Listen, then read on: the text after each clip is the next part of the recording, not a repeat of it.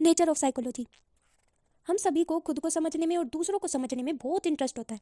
हम जानना चाहते हैं कि हम क्यों गुस्सा होते हैं, क्यों खुश होते हैं और क्यों सैड होते हैं, और हम दूसरों से अलग रिएक्शन क्यों देते हैं, हमारी एबिलिटीज़, लाइक्स एंड डिसलाइक दूसरों से क्यों अलग है। ये सभी क्वेश्चंस हमारे माइंड में आते रहते हैं क्योंकि हम जानना चाहते हैं ह्यूमन नेचर को और उनके बिहेवियर को। जो साइकोलॉजी की स्टडी है वो हमें इन सारे क्वेश्चंस के आंसर देती है, वो भी साइंटिफिक मैनर में।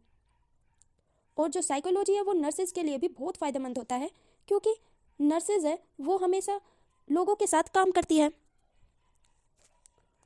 इसलिए साइकोलॉजी उन्हें लोगों को समझने में मदद करता है। जैसे कि हॉस्पिटल में पेशेंट और घर में अलग अलग एज के लोग। Nature of psychology in science as it fulfil the following conditions. अब ये कंडीशंस बता रखी है जो फुलफिल की जाती है साइकोलॉजी के द्वारा, नेचर ऑफ साइकोलॉजी के द्वारा। मेथड, साइकोलॉजी में हमेशा साइंटिफिक मेथड यूज किया जाता है और इस मेथड को साइंटिफिक बनाने के लिए बहुत सारे इंपॉर्टेंट एलिमेंट इन्वॉल्व होते हैं जो कि है ऑब्जर्वेशन, रिकॉर्डिंग, क्लासिफिकेशन, एनालिसिस और वेरिफिकेशन, और फ्यूचर टेस्ट एंड टूल्स भी इसमें इन्वॉल्व होते हैं। उदाहरण के लिए जैसे कि एक्सपेरिमेंटल मेथड, बहुत सारे objective, subjective and projective test, cause and effect relationship, इसमें स्टडी किया जाता है अलग अलग तरह के बिहेवियर रिएक्शन, कारण और प्रभाव के साथ।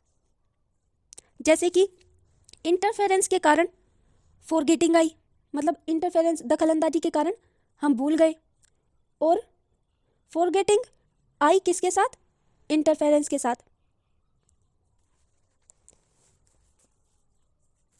Study of facts, study of facts में कभी भी साइकोलॉजी इमेजिनरी फिनोमिना पर डील नहीं करती, मतलब इमेजिनरी फिनोमिना के साथ डील कभी नहीं करती, बल्कि इसमें स्टडी किया जाता है फैक्ट्स को। और इसमें बहुत सारी थ्योरीज, लॉज एंड प्रिंसिपल होते हैं जो कि फैक्ट्स पर बेस्ड होते हैं। उदाहरण के लिए इंटेलिजेंस, मेमोरी, लर्निंग, ये सभी फैक्चुअल कॉन्सेप्ट होते हैं। यूनिवर्सलिटी, यूनिवर्सलिटी में थ्योरीज और जो प्रिंसिपल होते हैं वो केवल एक प्लेस या एक टाइम पर निर्धारित नहीं होते हैं, या एक टाइम या एक प्लेस पर एप्लीकेबल नहीं होते, बल्कि पूरी पॉपुलेशन पर और हर किसी प्लेस पर एप्लीकेबल होते हैं, यानी ये यूनिवर्सल होते हैं नेचर में। जैसे कि है law of learning. Validity and reliability, जो थ्योरीज और प्रिंसिपल होते हैं जो कि एक पर्टिकुलर साइकोलॉजिकल फंक्शन से रिलेटेड होते हैं, उनकी हाई डिग्री होती है वैलिडिटी की और रिलायबिलिटी की।